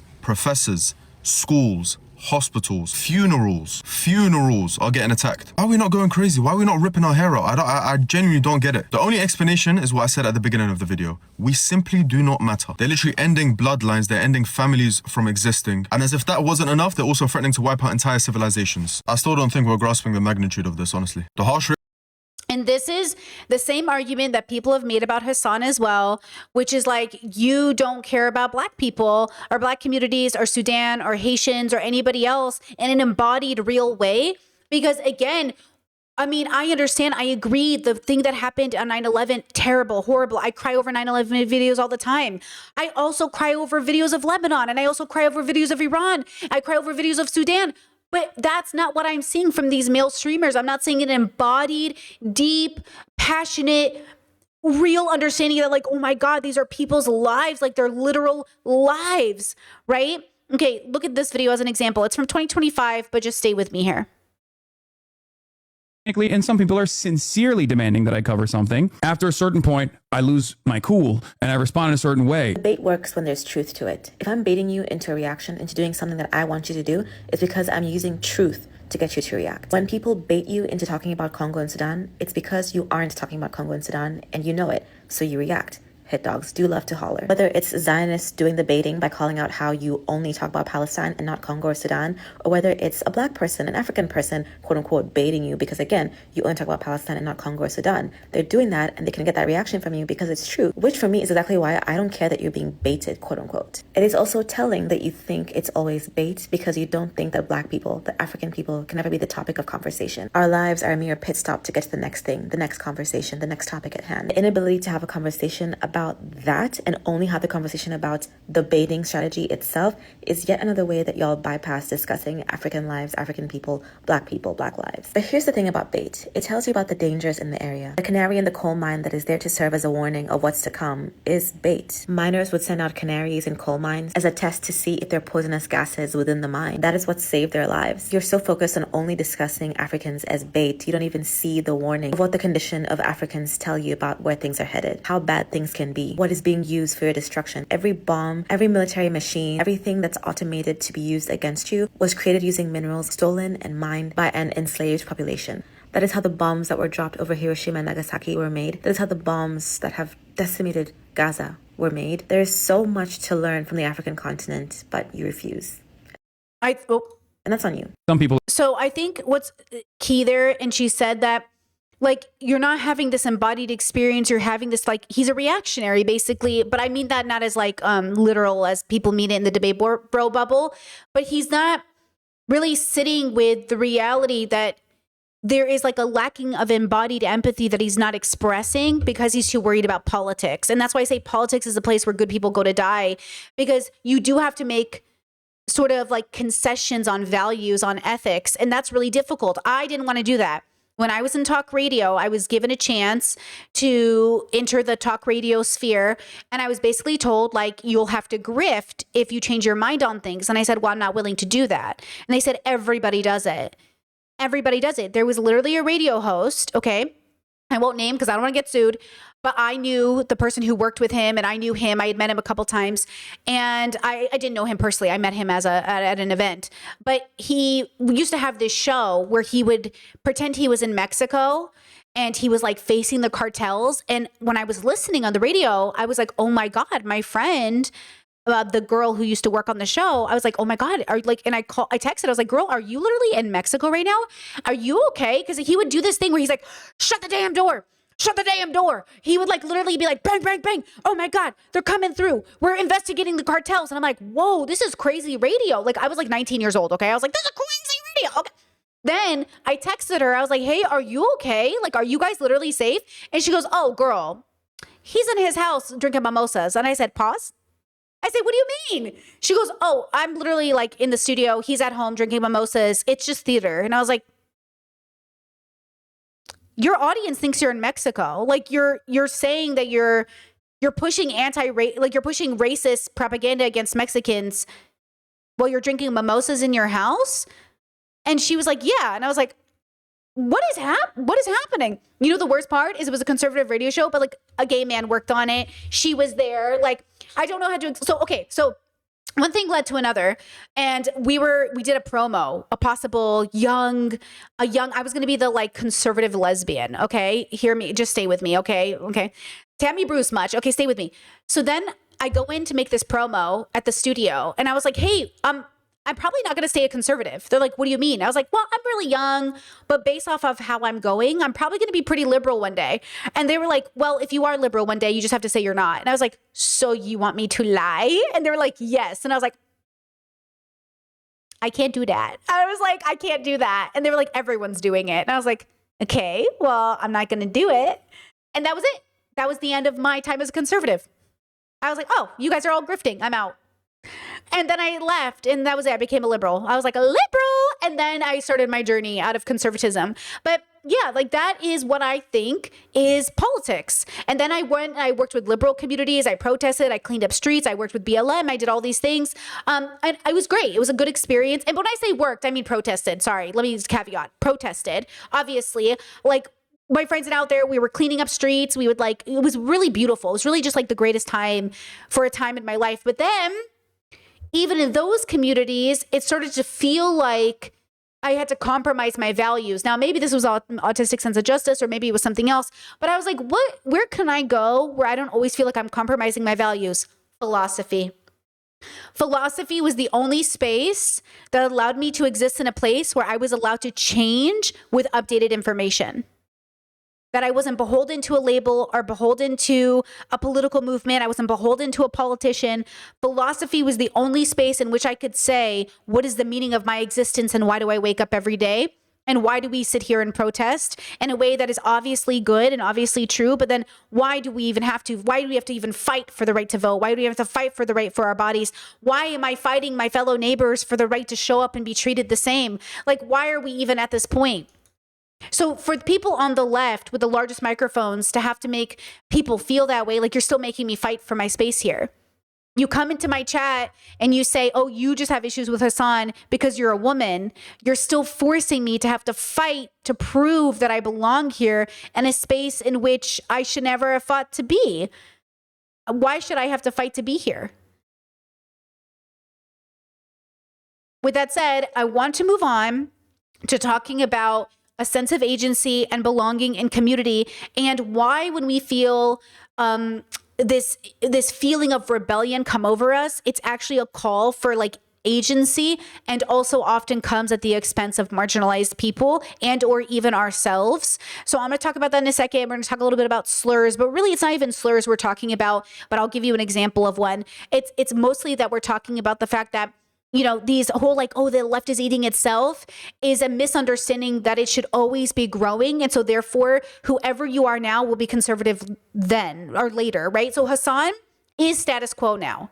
He might have been unique then, but he's typical now. And we can only hope to go past him, right? We have to go past him. In the same way that we move past the feminists of the 60s, we're like, thanks, ladies. Okay. Because we have to. That's the point. And the fact that he feels bad about that is why he's not a progressive. Because I think if you're really the adult in the room, you should recognize like, hey, I don't know what's going on. Tell me what's going on. What are the updates? What are the kids doing? I'm behind. Because I will naturally fall behind if I do not ask the young people what they're doing.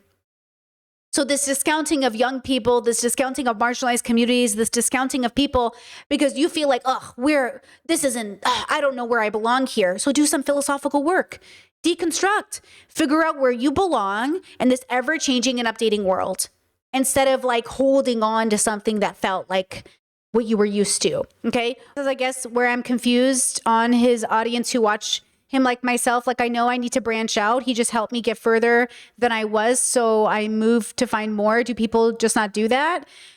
Yeah, I think no. Cause like I do that. When I watch people, I can see where they're at. I'm like, oh yeah, I really like this person, but I can see they're stuck here. But people really struggle to not become like fans. And once the fandom starts, it pedestals the person into being like the guy, which is why I don't engage in men YouTuber tactics online, because I don't want a fan base like Asmongold or H3 or Hasan or Destiny. Like their fan bases are very toxic. I mean, they stalk, they harass, they like literally degrade people's chats. They're very scary. And I don't want that kind of an audience, right? But a majority of the people who watch me, to be fair, are girls. Like literally, like my audience is primarily identified as women. Their audiences are all identified as men, even Hasan's. Like even Hasan, the last time I saw him take a poll of his audience, it was primarily men. Because politics is a male-dominated niche, which is again why a lot of women who engage in it also suffer from internalized misogyny, right? So all of us need to understand that he is the status quo, because only under patriarchy could he even contend or be this popular, right? That's why I say that it's interesting to me that it's always, well, Hasan's doing what he can and he's doing the most work, so it doesn't matter. It doesn't matter what he engages in, you know, misogyny or sexism or any of these things, because he's still doing the most. Yeah, but that means he's just not the end goal. That means he's the status quo, because that's how people feel about liberals. You just said about Hasan what people say about Gavin Newsom. Yeah, he's not the greatest and he's transphobic, but he's better than Trump. So you see Hasan like I see Gavin Newsom? Is that how you want me to see Hasan? Because I'd like to see him as something other than that. But that's basically the argument you're making. And I'm saying, now imagine the biggest person with a microphone. We didn't need to say caveat. Yeah, they're not the greatest with this, but they're better than the other guy. Imagine we could say, oh, this person, like, yeah, though they have some mistakes, they're actually like really in the know. They're in the most present. They're really trying, like they're reading, they're updating, so on and so forth. Right? So again, if I ever became as popular as Hasan, I would have to question if I was being ethical, right? That's the difference. Is Hasan sees his popularity as a point to say he's a good person, as does his audience. And if I was popular like Hasan, I would wonder how bad of a person did I become to be this famous? You know how we say no ethical billionaires? I kind of think no ethical famous people. Kind of. A little bit. Not always, but yeah, kind of. It depends on the kind of famous you are. But yeah, I kind of feel similarly like, you're being too nice if this many people like you. You know, like not in the sense that you should be deeply hated, but in the sense that you should you should embody the most updated values, which will force people to be uncomfortable, because damn, we're uncomfortable. We're uncomfortable with the fact that we exist on the planet. We're uncomfortable with the fact that we're animals. We're comfortable with the fact that we engage in so much violence. My second commentary video this month is going to be about being plant-based and stuff. I'm literally watching MasterChef the other day because I watched it on the way to bed. And this girl takes a crab alive and just cracks it open like this. And Gordon Ramsay's like, you're torturing the crab. He goes, you have to boil it alive. And I'm like, no. And now in parts of Europe, we're getting rid of the ability to boil crabs and octopi alive because it's inhumane. So it's so funny when we sit there and we say, oh, you're being inhumane. You're cracking this animal apart live. You're tearing its limbs apart while it's still alive. And she didn't even think about it. She literally was like, oh, is that wrong? Is that bad? And I'm like, girl, okay, we watched this woman, I covered her maybe a year ago or something, putting crabs in a what's it called? One of those, what are they called? I can't think of what they're named. Steam, the air fryers, and watching them air fry alive, you know? So again, when we have these conversations, would it be so wrong for us to look at her and say, girl, what are you doing? Like, girl, what are you doing for real? Like, what are you doing? Would that be so wrong? And then it's like people saying like, no, why are you saying that? We're allowed to eat animals. We have the right for animals. It's like anytime vegans make any argument like, hey, are you sure you want to be like killing animals for our consumption? Everyone's like, oh, we're entitled to it. We're entitled to it.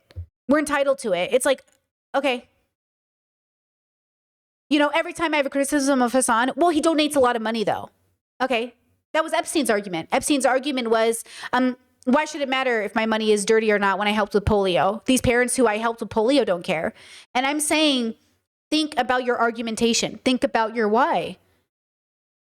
To make it more clear, let's talk about Catherine Liu, who is, she's at the University of Irvine, Film and Media Studies. So just keep that in mind as she talks. She gets interviewed a lot over philosophy and politics. And she's very charismatic and everything, but you'll see why we fundamentally disagree, even though she identifies as a leftist, I suppose, and you'll see where we deviate, I think, naturally. You had mentioned before that there's this pull towards the far right for a lot of these young men, right? Clearly, inarguably, that's happening. The rise of right-wing populism is happening across the advanced world in the US and the UK. No, this interview is a year ago, but I've watched her recent stuff and she hasn't really changed her mind on anything. In Hungary and Poland, too many countries to name. Is there something about the way the left used to be when I was growing up, that it was like a space for vulgarity and pissing off the elites and being punk and being anti-authority, that has receded in the last few years? Because it would seem to me that a lot of these young men who are angry and underemployed and don't have a lot of upward mobility, they're attracted to these far-right ideas, but then they're also attracted to like these kind of, vulgar left-wing comedians that are incredibly, incredibly popular. So they're open to both of them, and those people disagree on an extraordinary number of things. What accounts for that disappearance of the anti-authority impulse among the left in the last few years? How did we drift over to where we are now? Well, if you look at the John and Barbara Ehrenreich essay, it's like the PMC took over, and its values took over all the left liberal political spaces, and that takeover is just complete in a way that they never imagined. Like they were very idealistic about the class. They thought the class would be able to come to its senses at some point and say, we want our lives for everyone. We have this meaningful work. We're bound by non-market values. Like this should be for everyone. But this kind of weird inverse of what they imagined could happen, where the PMC says, well, we have all the material resources, but we want our values, our liberal values, or neoliberal values to become universal values, even when they're against your material interests of the working class. It has something to do with neoliberalism, but also the triumph of a kind of ideological reproduction at a moment when every institution is collapsing in legitimacy. And the left used to be a place where that vulgar anti-authoritarian left you were talking about used to be a place where you could launch that critique. She's really talking about, in my mind, like the Bill Maher's and the Joe Rogans and the Hitchens coming out of conservative America into some sort of willingness to say, I'm an atheist, right? I feel like she's referencing this, and I've watched ahead, but I feel really she's referencing this and I used to say this too, like we're all the rebellious white dudes that were like an Occupy. They're basically Joe Rogan conservatives now. And that's why I say the stagnation is obvious. It's not just the ability to say things that are like a challenge, to make up people uncomfortable. It's the need to say, why am I saying it? Am I saying it because I'm really challenging the status quo? Or am I saying it because I'm trying to be funny, or because I'm trying to get a viral moment, or because I want to feel like I'm doing something when I'm not? It's why conservatives have co-opted the rebellious title, right? Oh, we're the real rebels now, because the status quo is the liberal elite. And it's just like, all of you are the status quo. All of us are the status quo, and none of us are the status quo, but all of you are the status quo in different ways. All of us participate in somewhere along the way of that's what the intersection is. That's what it's for, is to say, where do I intersect between being the minority and the majority? Where do I intersect between being, self-aware and introspective? Where do I intersect between being a part of one marginalized group and not another? I feel like people are forgetting that's the point of intersectionality, is to understand yourself and your place in the universe better.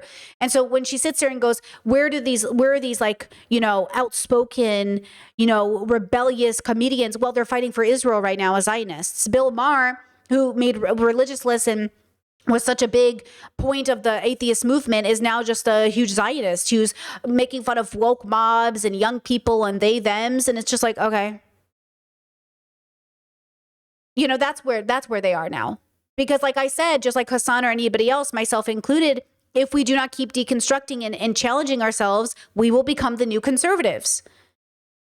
That's it. That's how it works. That's how life works. You are not exempt from this. You do not get to be the one singular person that deconstructed in 1999 and you never needed to deconstruct in 2026. Like, no, you got to keep going. And now more and more it's being groomed towards like conformity with a dominant neoliberal or liberal PMC program. It has to do with, partially like the mutual surveillance systems that are up on social media. Like one of the spirits of punk was that it could be very ephemeral. It could be, oriented towards these kind of spirit of events, or even, just the concert. But everything is now preserved and shared and memified. And there's more of I would say, there's both a kind of vicious transgressiveness, but also like less tolerance for like real vulgarity, let's say, which for like not just Marx, but also Freud was part of like the creation of solidarity. Like Freud's whole theory of humor was when we laugh together, we're laughing at the takedown of an authority. Yes. Yeah. And that authority could be a superegoic authority, like we're not supposed to say the word egg, but you and I go egg, and we're like laughing because there's a relief from the repression. Yeah. I'm just using egg as a wit and its relation to the unconscious. Yeah, is the book I'm just using for people who are interested.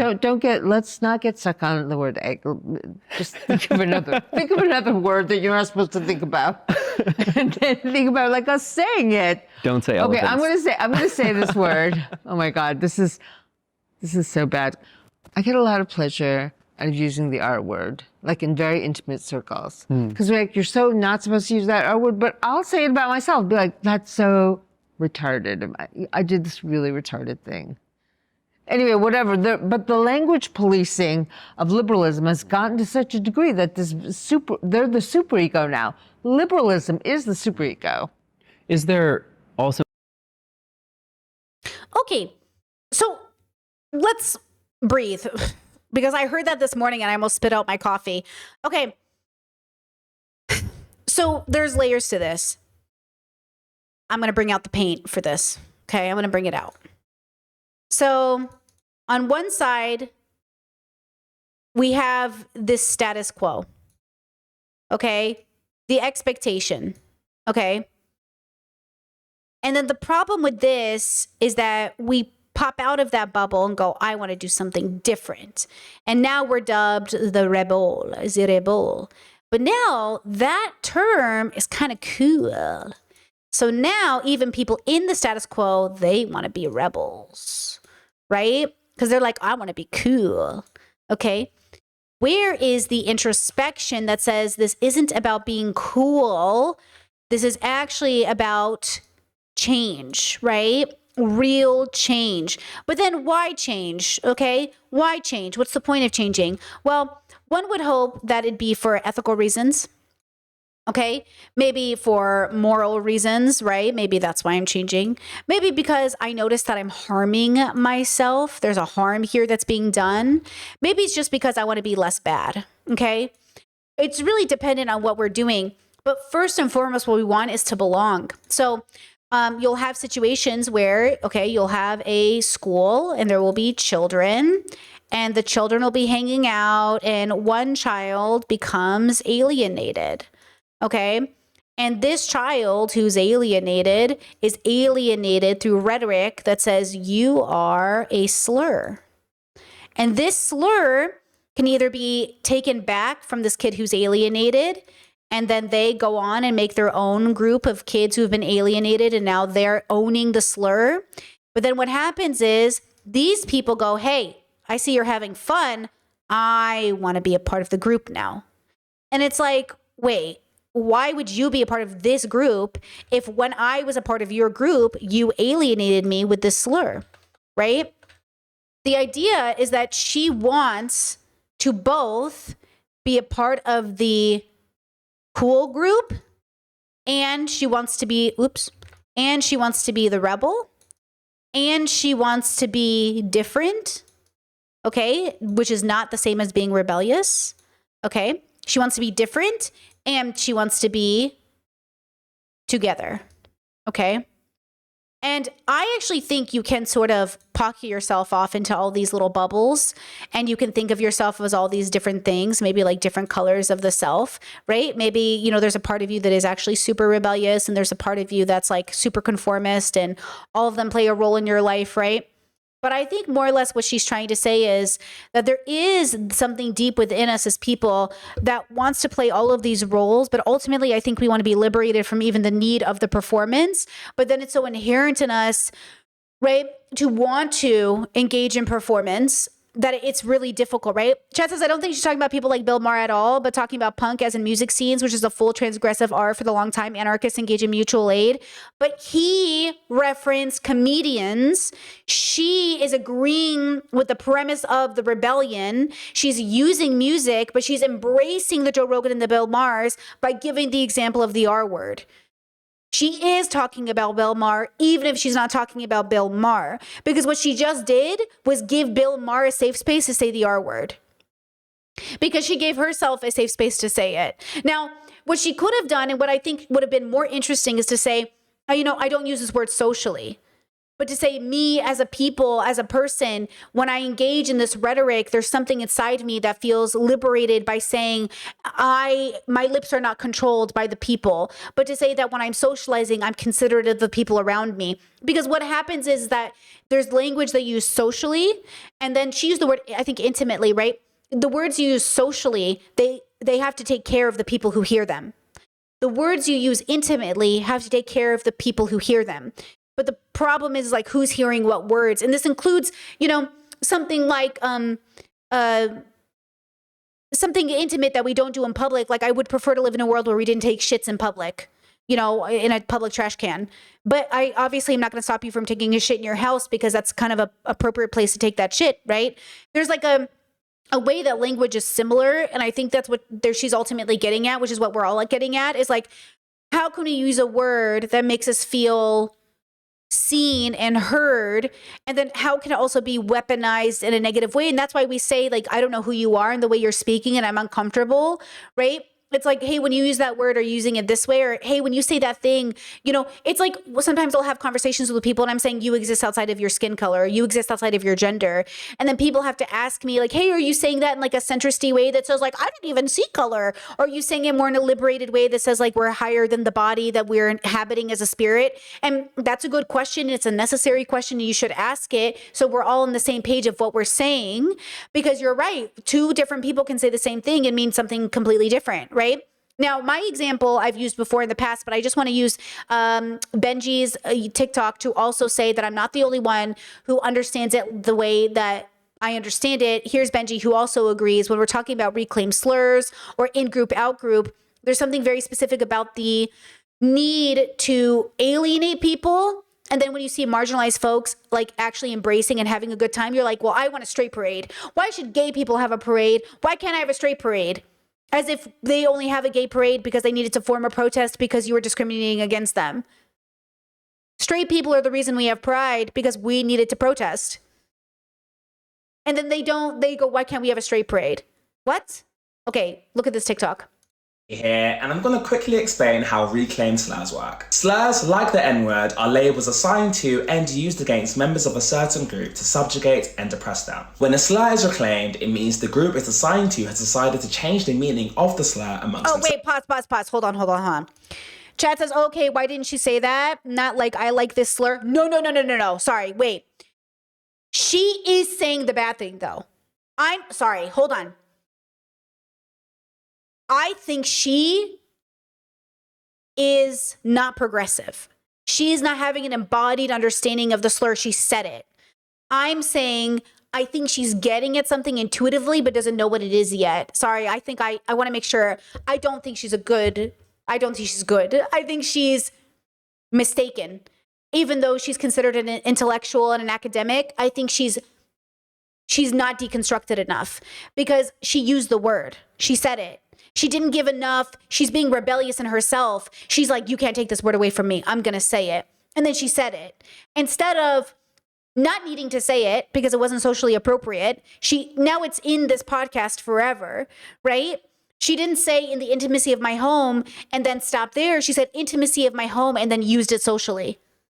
So you are using it socially because you just did this on this podcast. You know what I mean?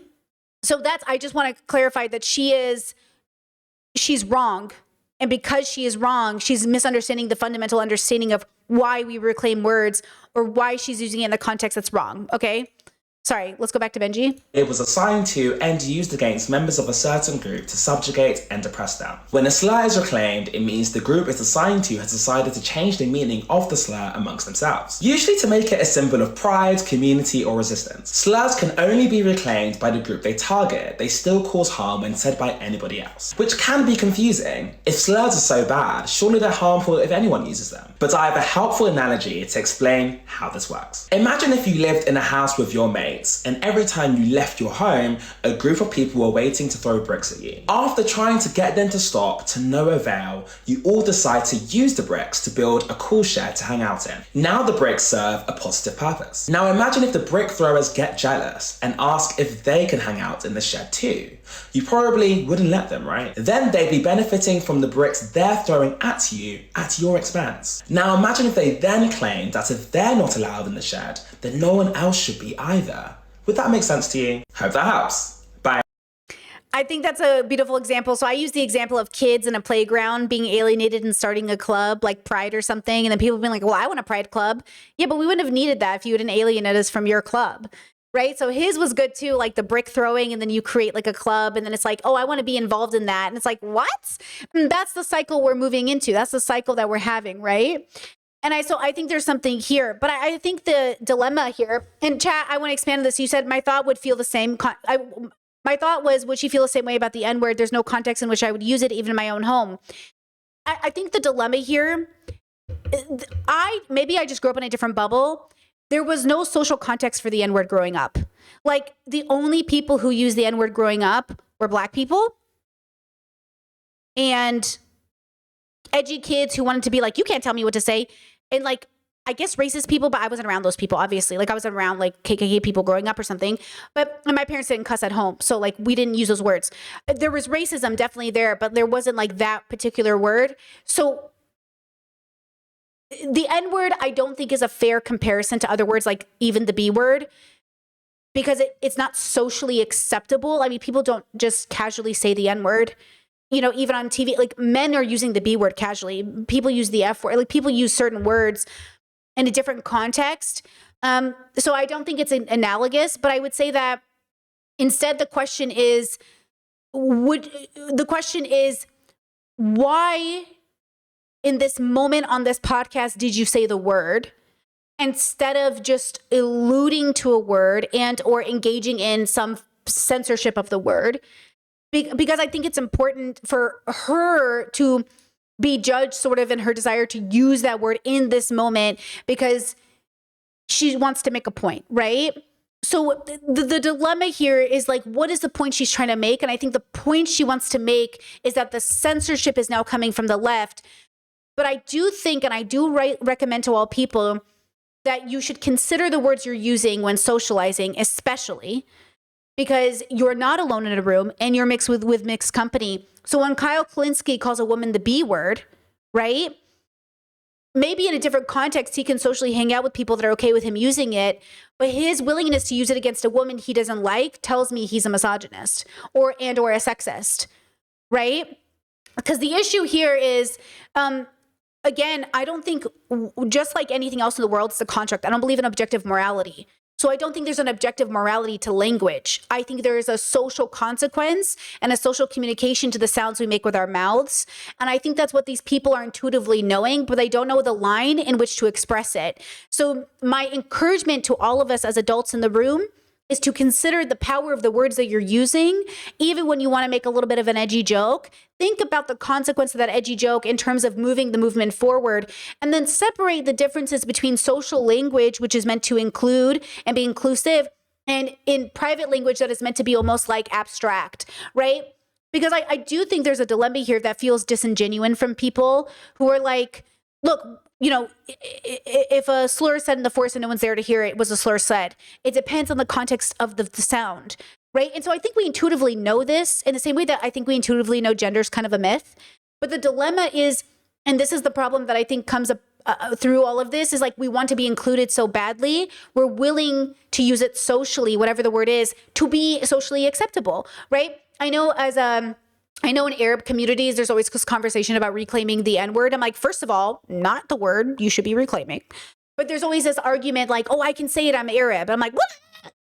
You know, that's not the word in our community. I don't know why you're saying that. You know what I mean? Like, you can't socially use that word in any capacity because we weren't socially, that word wasn't used. Have you never seen the TikToks? Oh my God, there's so many TikToks I've seen. It's always men. Grown men who go up to black guys and they use it and they go, oh, I'm Arab, it's okay. And then I'm like, what is that? What is that? Okay. But then that's a conversation had with a lot of people, Mexicans and everyone else. So you guys deal with it. You know what I mean? But I would say that there's a need and a desire to belong so deeply that it's almost like who can say what is a type of community, right?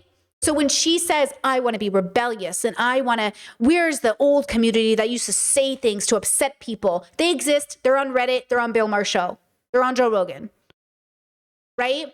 So it's interesting when people go, oh, the left censors language. The left is encouraging us, hopefully, to use language with wisdom that says, is this necessary for you to use this word in a social context? Is this appropriate? Why are you doing this? Okay. Why are you engaging with Coachella happening right now? The Justin Bieber video is going viral again. You know, the one where he says the N-word like multiple times and it's like really bad. And it's this kind of stuff where like people aren't talking about it. I guess he never really talked about it. And so people are like, why aren't you talking about it? Right. It's all about not wanting to be ostracized, because if he talks about it, then maybe the same black community that uplifted and made him famous will no longer love him. But maybe if he doesn't talk about it, they'll still love him, right? And so there's like all of these social layers at play here. But imagine a space, this kind of ideal sort of space in which we could own the use of the word, say, I used this word in a context that was so devastatingly inappropriate, so hurtful, so painful. And looking back on it, not only am I mortified and embarrassed, but I wish I never had to even talk about it again. But now I imagine that pain and uncomfortability I feel as you guys watch this. I'm Justin Bieber in this story. As I'm Justin Bieber and you're hearing me say this word over and over again, I have to sit with the uncomfortability of knowing you heard it and I said it, but now imagine how painful it is for you and how it contributes to the racism against you and the bigotry against you. And it's a deep empathy that says, maybe I should think about what I'm saying, which is what I don't see from a lot of these male progressives who say they're progressive, is they're not thinking about what they're saying matters because, oh, I'm calling this lady a B word, but she's a fascist. Oh, I'm making fun of this lady for having a sex shop, but she's a pro-genocide. It's like, yeah, but I hear you. And do you see how this still throws women under the bus? Do you see how, for the sake of a joke or for the sake of a bada bing, bada boom, it comes at the expense of the community that you claim to be fighting for? Like, I hear you. And also, you know, and also, did you think about anyone but your need for belonging? And this is why, like, I think this lady here, Catherine, she's saying, like, where's this rebelliousness and where's this thing and where did it go? It exists, girly. It's literally the status quo. Go hang out with all these fucking viral people. Go. You know what I mean? Go. The other day I was telling somebody about J.K. Rowling, how I used to think like, oh, there is such a thing as an ethical billionaire. Look at J.K. Rowling. She made $1 billion writing books. That's the most ethical way to be a billionaire. But then you find out she's a piece of shit human. And you're like, oh, Maybe the saying of there's no such thing as an ethical billionaire is not just about being a billionaire. Oh, I'm being sarcastic. It's about the fact that what you did to get there and what kind of a person it takes to even get there in the first place. And also, who knew she was going to become so bigoted? But there you go. And why did J.K. Rowling become so bigoted? Because she never faced herself or her childhood or the trauma she experienced as a young person, okay? Like, they're literally trans investigating J.K. Rowling at this point, and I need everybody to calm down, okay? So when we have these conversations about, like, you know, people throwing around slurs because they feel entitled, that person who thought it was a white person calling the black ICE agent the N-word, right? Like, there are no exceptions for utilizing bigotry in the name of fascism. There are no exceptions. I know people say this all the time, like, Brittany, you're being so nice to Nazis. Like, who cares if they called her a B word? Like, she's a Nazi. Don't you see it's about your character, not hers? I'm not judging you for being upset with her character. I'm judging your character for utilizing bigotry to make fun of a Nazi. But they don't get it because they really feel entitled to using words and using in a social context that's I'm giving so many leeways. Like, I'm actually giving them so many chances to not completely hate themselves. I'm saying, but you used it in a public setting on camera to pay back, to get social credit. That's the thing I'm trying to say. In order to gain social credit, you engaged in bigotry and slurs. So your brain said, I want social credit. Here's how I'm going to get it. Do you get what I'm saying? I'm saying, how do you not see that the social credit you are aiming for requires people to basically be hateful? And it's because they don't want to believe that they are, right? Because they don't see themselves that way. And why would you see yourself that way, right? So as I was listening to Catherine talk about this, you know, this idea of rebellion and sticking it to the man and all that stuff, you know, sticking it to the man to me isn't about sticking it to whoever's in charge. It was supposed to be sticking it to your oppressors. People telling you not to use slurs in a social context are not your oppressors. You know what I mean? They're not oppressing you because they're like, hey, you know what I mean? Like, there's a conversation to be had from minorities reclaiming slurs, but like, you are not being oppressed because on a podcast, you know, now I had a theory, and I did wonder, to go back to that chatter who said, what if it's the N-word? Again, I think the N-word is it's a very socially different context, but I would say that if she had said the N-word, because honest, swear to God, guys, I thought she was going to say the N-word. The whole time building up to this point, I was like, what are you going to say? Like, I was like, girl, what are you going to say? She's like, egg. And I was like, egg what? Who? And then all of a sudden she said the R word. And I was like, I was a little relieved because I thought, is she that great? But then I thought to myself, like, even the relief comes from an understanding of how the word contextually has come to be in people's vocabulary. But I thought to myself, what if she had? Because he did look uncomfortable. He did look a little weirded out. But then she said it and he didn't do anything about it. But what if she had said the N-word? Would he have done something about it? And that's what I want to figure out, you know? That's what I want to figure out is like, where's the line in the sand? Because again, why did she express it in that way? Why did she need to say it? And by the way, you notice her body language, not to be a body language expert or anything, but like, because those aren't real. But like, look at the way she was almost eager to tell us what it was. Maybe she had a thought in her head where she started to panic, like, oh, I hope people don't think it's the N-word. Don't worry, it's not that slur, it's another one. And, you know, in historically, contextually, sure, but also, you know what I mean? So an element of saying did this really retarded thing. Anyway, whatever, they're retarded. I did this really retarded thing. Anyway, whatever, like, girl, you have gray hair. You know what I mean? Like, I get it. And I love her fashion sense. That's me saying you're old. That's what I'm saying. I'm saying, are you old and that's why you don't understand the social context because you've become stunted? Or are you old enough to know better? I mean, she's certainly being interviewed like she's an academic and somebody we should listen to, right?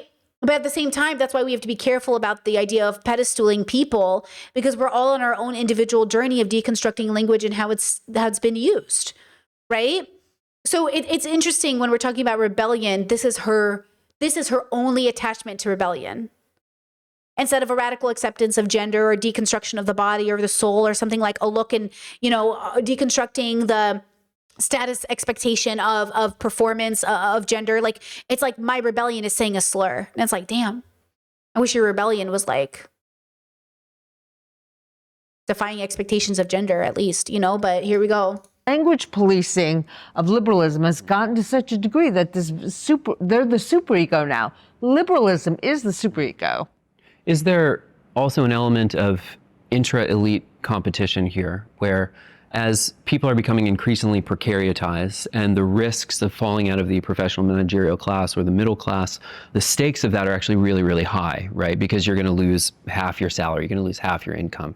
Really significant stakes, that there's an increased incentive for people to try and become more and more cutthroat and then take out the competition ahead of them and facilitate their own upward mobility within these institutions that is increasingly hard to ascend, that there's a kind of significant career incentive there, so to speak. I've heard this as an intergenerational struggle within the professions. Like, oh, that old doctor is so condescending. Like, he said, ladies, and you're this young 35-year-old doctor and you want to get rid of the 50-year-old doctor. And you're like, I'm really offended by what he said. So there's intergenerational conflicts about, policing the language of the previous generations and things like that. And I think all of that stands. It's like within the class itself, everyone's jockeying for who can be the most virtuous. And this is going to make me sound like an old fogey, but I've been through the medical system because my mother was very ill and then she passed away. But what I noticed was with the older doctors, they could hold eye contact more and they could tell you hard truths.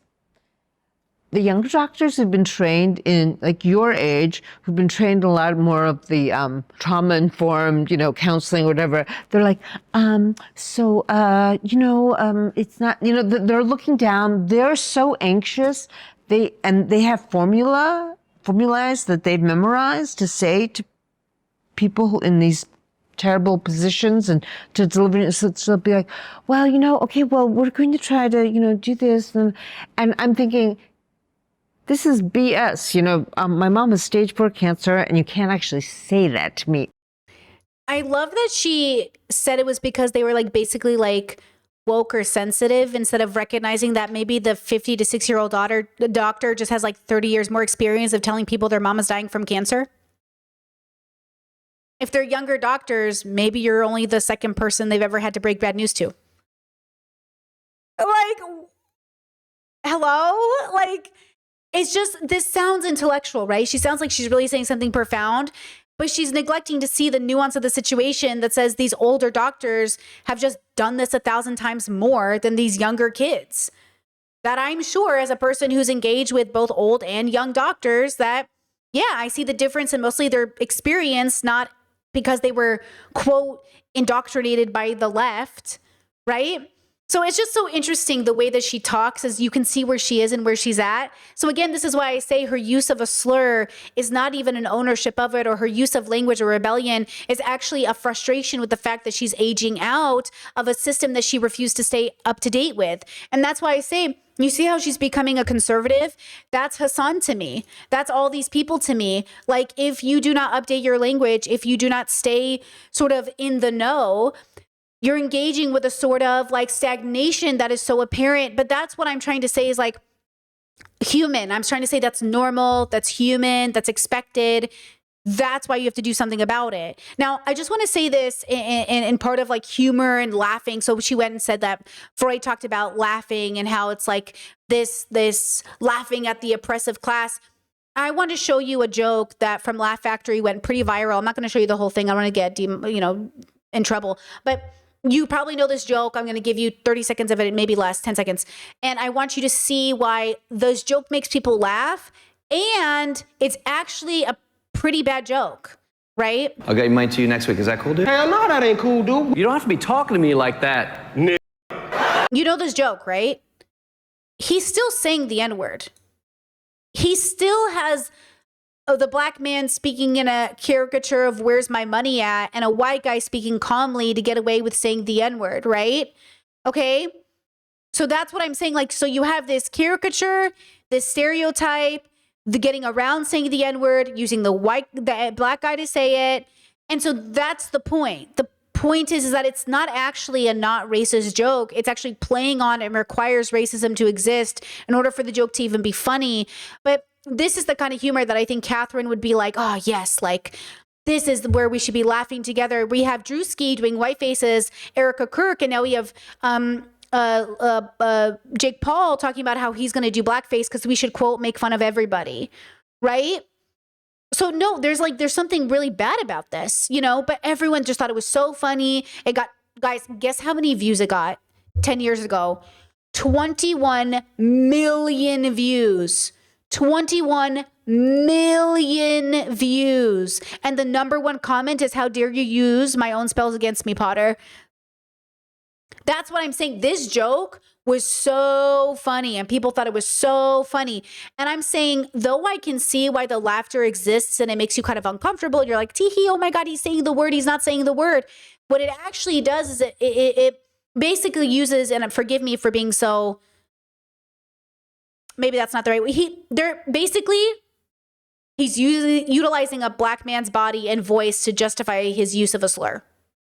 It's kind of like he's a puppet and he's here just to play an extension of the white man, which is why it's like doubly offensive, right? So like this white guy is getting away with not saying it because this black guy is now speaking for him. And I'm saying it's still wrong. Okay? So I can see why, for a joke or embracing community or feeling like you're a part of the joke, we all engage, all of us, in a shared human desire to be seen and loved. And yet, okay, now one of the things that Catherine said during this interview, and I didn't actually timestamp it and I should have, or maybe it was during I watched a lot of her videos this morning. She said, she was making fun of the rhetoric of like, oh, I feel seen. And she was saying like, oh, all of this is so silly. You know, I feel seen. I feel seen. She's making fun of young people that are figuring it out. And then the greatest, most wise, most profound thing she could have given us to ponder our existence with is a slur. You know what I'm saying? They're regurgitating the same bullshit we've dealt with for so long. They're like, hey guys, profound slur. And we're like, okay, thanks, I guess. And that's how I feel when Kyle Clancy calls a woman the B word. It's like, okay, or Hasan engages in sexism or something else. It's like, you guys are missing the point because you feel so entitled to the fact that you believe you're doing more for the world than anybody else. You do. Hasan, his fans, Kyle Kalinske, her, they just really feel like they're really doing the most. Even though everybody else is like, hey, like, can you not like disparage people from wearing masks? Or can you like not do this thing? And again, we've all been there, right? I've been called out on my own stream about saying the R word. And at first I was like, oh, I'm going to need a transition period for this. This is triggering my PDA, my sense of agency. It's such a normalized word even today in so many spheres that I'm in, because I do watch a lot of boys on the internet, but I was like, I'll work on it. And now we don't say it, right? It's banned from the stream. We don't say it on the stream. We don't say it on the Discord. Okay. It's a banned word. And that's amazing. I don't use it in my social language anymore. And that's that. Next, you know what I'm saying? But I'm saying you can't just do it with that word. You have to do it with everything. Hasan can't just do it with R words. What about B words? He can't just do it. Kyle Kalinske also uses both words for the record. You know what I mean? So what I'm saying is you can't get credit for doing it when it comes to these slurs, but what about these ones? And once again, women are always the last group to be considered. They're always the last group to be considered. Because again, and keep in mind, with somebody pointed out in my chat, said, with Laverne Cox and Hasan being like, this can't get back to her, but she's so fucking hot. Somebody in chat said that's literally just the benefit. I read it to you guys. I think the benefit of patriarchy is I, man, find woman attractive. Therefore, she has value. And I'm like, exactly. You're engaging in misogyny. Hasan is engaging in misogyny by needing to point out that Laverne is hot, because when has he ever done that with any other woman? But all of a sudden there's a black woman in front of him. And he's like, I need everyone to know that I find her attractive. Give me clips of Hasan saying about any other woman, because I've never seen it. Okay, she's so fucking hot. In a way that maybe he's done it with Dua Lipa, maybe he's done it with the other girls, but either way, every time it's sexism and misogyny. Every time it feels like, and even my audience was like, that felt performative. I was like, that felt so performative. Why did he say that? You know what I'm saying? Like, ew. And then Chad says, Hasan, that's not how you affirm her gender. Well, I think that's what he was doing. I think he was playing into patriarchy and misogyny to affirm her gender, which was unnecessary. You know what I'm saying? I'm like, why did you say that? Why did you say that? That's so weird. And like, that's the problem. Okay? That's the problem. Okay, so when we're having these conversations and we're talking about how we show up in the world and what is our sense of rebellion and what is our sense of purpose and how do we really come to a consensus about how we show up in the world and what does it mean to understand the differences between the nuances of like alone in your shower and alone in the or in socializing in the world, what we're really asking ourselves is, what if I'm not the only person who matters in this moment? Because that's what we're saying. We're saying, what if, hear me out, when you're on stream or on a date or in a social situation, you're not the only person who needs to be considered? And what if, while you're considering other people, it also doesn't have to infringe upon your sense of agency? Hear me out. What if you could figure out how to socialize in a way with a group of people that allowed you to feel seen and heard in an appropriate way that doesn't have to center your ego alone. We'll talk about ego death in a second here, but also includes everybody's sense of self, in the conversation. The idea is that in a healthy community, we all feel like we belong. The caveat and difference is because there's 8 billion people on the planet, there is no one community. So when people say we're all just humanity at the end of the day, yeah, for sure, girl. And also, I don't want to hang out with you. And I think that's what people are forgetting is like, I just don't want to hang out with you. Like, you're probably a great person, but also I don't want to hang out with you. Because like, yes, humanity wise, I agree. I'm not going to take away any of your rights. I'm going to love you, blah, blah, blah, give you rights. Okay. And also I don't want to hang out with you. We'll talk about this tomorrow when social groups hang out and then they decide who's going to stay friends or not. And big things are happening in the Twitch community. We'll talk about it tomorrow. But what this really gets down to is, do we know the differences between work communities, social communities, private communities, in-group, out-group, family communities? Do you understand that getting on a podcast and saying a slur or calling a political representative a slur isn't the empowerment you think it is? It's actually just playing into the systems of oppression you claim to be fighting. Okay, you can't use racism against racism. And that's basically the argument. If I can, then we got to fight fire with fire. They go low, we'll go lower. Girl, this isn't limbo. What's this called? What's this one called? Limbo? Limbo. Is that what it's called? I'm not playing it. Whatever it is, I'm not doing it, okay?